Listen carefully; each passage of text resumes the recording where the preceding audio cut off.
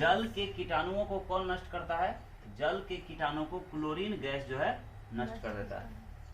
विद्युत का सबसे अच्छा चालक क्या है? चालक तो सुचालक, कंडक्टर। तो विद्युत का सबसे अच्छा चालक है चांदी। क्या है? चांदी, सिल्वर। सिल्वर में सबसे अधिक विद्युत प्रचारित होता है, उसमें रुकावट नहीं होता। मूली, जो हम लोग मुरई खाते हैं, मूली, मूली का कौन सा भाग हम खाते हैं? तो मूली का हम लोग, मूली क्या है? तो मूली एक रूपांतरित जड़ है। और मूली का कौन सा भाग हम लोग खाते हैं? तो जड़ खाते हैं, रूट खाते हैं ना, ROOT। फिर लिखे हैं गाजर, सलजम, मूली, चुकंदर, शकरकंद इत्यादि का कौन सा भाग हम खाते हैं? तो इस सब का जड़ हम खाते हैं। क्या खाते हैं? जड़। फिर आलू, प्याज, लहसुन, अदरक का कौन सा भाग हम खाते हैं?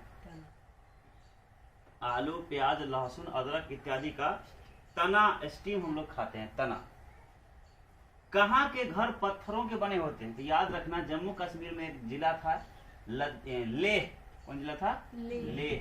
लेह में इतना अधिक बर्फबारी होता है ना, ठंडा माहौल है, कि वहां पर जो घर बना होता है ना, प्राय 2 मंजिला घर होता है। कितने मंजिल का होता है? 2 मंजिल का घर होता है। और सब दोनों मंजिल जो घर होता है वो पत्थर का बना होता है। और निचला मंजिला में खिड़की वगैरह नहीं होता है, नीचे का मकान में खिड़की वगैरह नहीं होता है। और इसमें क्या होता है? स्टोर रूम, निचला जो मकान होता है वो स्टोर रूम होता है, मतलब सामान रखने के लिए। और ऊपर के मकान में सब रहता है व्यक्ति सब, ताकि अगर बर्फबारी ज्यादा हो जाए तो पत्थर का अगर मकान रहेगा तो टूटेगा नहीं। दूसरी बात क्या, खिड़की रहेगा तो हो सकता है बर्फबारी अंदर बर्फ घुसे पूरा जम जाए, है ना। इसीलिए निचला में सामान स्टोर रखा रहता है, खिड़की वगैरह नहीं रहता है, और ऊपर वाले में रहता है। तो पत्थर का मकान कहाँ रहता है? घर लेह में। वही लिखे यहाँ पे, कहाँ के घर पत्थरों से बने होते हैं? तो लेह का घर पत्थर से बना होता है। अफगान शासक शेर शाह सूरी का मकबरा कहाँ है? तो अफगान शासक शेर शाह सूरी का मकबरा रोहतास जिला के जिला मुख्यालय सासाराम में। कहाँ है? सासाराम में। ये देखो है ना, रोहतास जिला के जिला मुख्यालय सासाराम में शेर शाह सूरी का मकबरा, जिसको हम लोग क्या कहते हैं? शेर खां भी कहते हैं। शेर शाह सूरी को क्या कहता है? शेर खां। शेर शाह सूरी ने ही GT रोड बनवाया था, ग्रैंड ट्रंक रोड, है ना, GT रोड। ठीक। आम का वैज्ञानिक नाम क्या है? तो आम के वैज्ञानिक नाम को मैंगीफेरा इंडिका कहते हैं। क्या कहते हैं? Mangifera indica.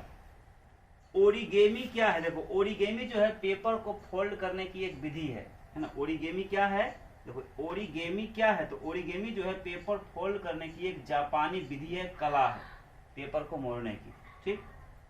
फिर विश्व इतिहास की झलक, एक किताब का नाम है, क्या नाम है?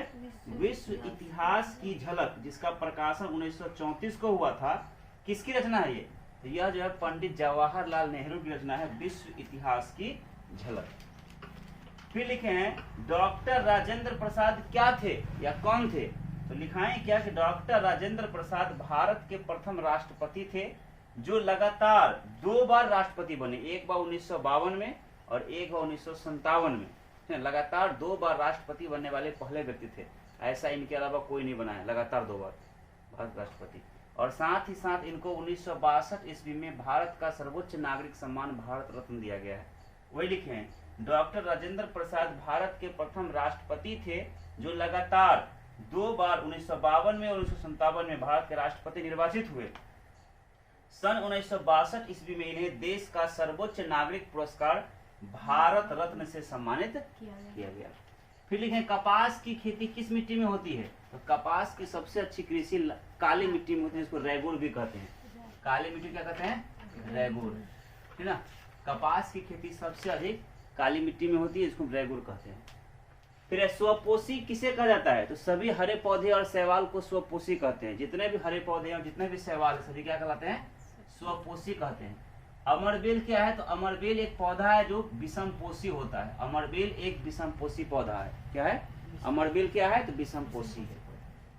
फिर भारत के उप प्रधानमंत्री, हम प्रधान मंत्री छूट गया है, उप प्रधानमंत्री कौन बने?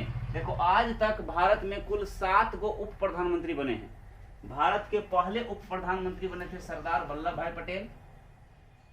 दूसरे उप प्रधानमंत्री बने मोरारजी देसाई।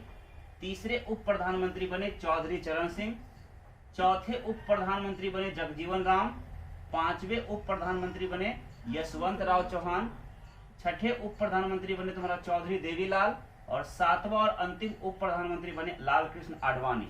इनके बाद अभी कोई भी उप प्रधानमंत्री नहीं बना है। भारत में अभी तक में 7 गो उप प्रधानमंत्री बन चुके हैं। फिर सौर परिवार में कुल कितने ग्रह हैं? तो सौर परिवार में कुल मिलाकर 8 ग्रह है ना, जो सूर्य के चारों ओर परिक्रमा करता है। अगर सूर्य है तो सूर्य के चारों ओर ये क्या करता है? वृत्ताकार पथ पर से घूमता है, 8 ग्रह। ठीक। और सूर्य से दूरी के अनुसार सबसे नजदीक, सूर्य से सबसे नजदीक का ग्रह बुध है। बुध के बाद शुक्र, उसके बाद पृथ्वी, फिर मंगल, इसके बाद बृहस्पति, फिर शनि, अरुण और तब जाकर वरुण। यानी सूर्य से सबसे नजदीक का ग्रह है बुध और सबसे दूर का ग्रह है वरुण। ठीक है। मानव शरीर की सबसे लंबी कोशिका क्या है? तो मानव शरीर की सबसे लंबी कोशिका को न्यूरॉन या तंत्रिका कोशिका कहते हैं, जो लगभग 3 फीट का होता है। कितना होता है? लगभग 3 फीट का तंत्रिका कोशिका या न्यूरॉन। फिर किसी वस्तु को जलने में कौन सा गैस सहायक होता है? किसी भी वस्तु को जलने में ऑक्सीजन सहायता करता है। क्या करता है? ऑक्सीजन। बिहार और उड़ीसा का विभाजन कब हुआ था? बिहार से उड़ीसा कब अलग हुआ था? 1 अप्रैल 1936 ईस्वी को। 1 अप्रैल 1936 को बिहार से उड़ीसा अलग हो गया और 15 नवंबर 2000 को बिहार से झारखंड अलग हो गया। वही लिखे हैं, बिहार और उड़ीसा का विभाजन कब हुआ था? 1 अप्रैल 1936 ईस्वी को। और बिहार और झारखंड का विभाजन कब हुआ? 15 नवंबर 2000 ईस्वी को। फिर लिखे हैं, भारत के चावल का कटोरा किसे कहते हैं? तो भारत के चावल का कटोरा 2 राज्य को कहता है। एक तो आंध्र प्रदेश को भी कहा जाता है और छत्तीसगढ़ को भी कहा जाता है। तो जैसा ऑप्शन रहेगा वैसा बनाएंगे। भारत के चावल का कटोरा आंध्र प्रदेश को कहते हैं। ठीक। मसालों का बगीचा कहेगा तो केरल। ठीक है। जल मंदिर कहाँ स्थित है? भारत में जल मंदिर पावापुरी बिहार में। बिहार में जो पावापुरी है वहीं पे जल मंदिर है। और यह जो है जल मंदिर जैन धर्म का पवित्र तीर्थ स्थल है। ठीक है। पावापुरी में ही महावीर स्वामी ने महापरिनिर्वाण प्राप्त किया था, उनकी मृत्यु हुई थी। फिर लिखें, कर्क रेखा भारत के कितने राज्य से होकर गुजरती है? तो कर्क रेखा भारत के कुल 8 राज्य से होकर गुजरती है। कौन कौन? पहले गुजरात, इसके बाद राजस्थान, मध्य प्रदेश, छत्तीसगढ़, झारखंड, पश्चिम बंगाल, त्रिपुरा और मिजोरम। इस 8 राज्य से होकर गुजरती। मतलब ऐसे भारत का नक्शा है ना, इस प्रकार से इस प्रकार से नक्शा है भारत का। अगर सपोज कर लो तो ऐसे गुजरती है, इस प्रकार से इसे त्रिपुरा मिजोरम इसमें रहता है, इधर 6 राज्य रहता है।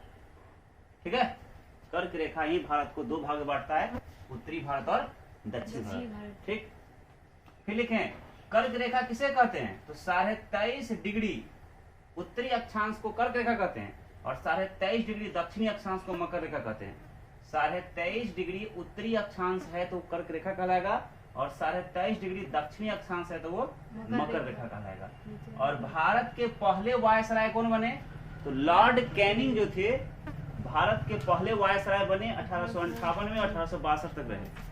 और स्वतंत्रता प्राप्ति के बाद जब भारत स्वतंत्र हो गया उसके बाद भारत के अंतिम गवर्नर जनरल चक्रवर्ती राजगोपालाचारी बने। कोई दिक्कत? कंप्लीट कर लेना।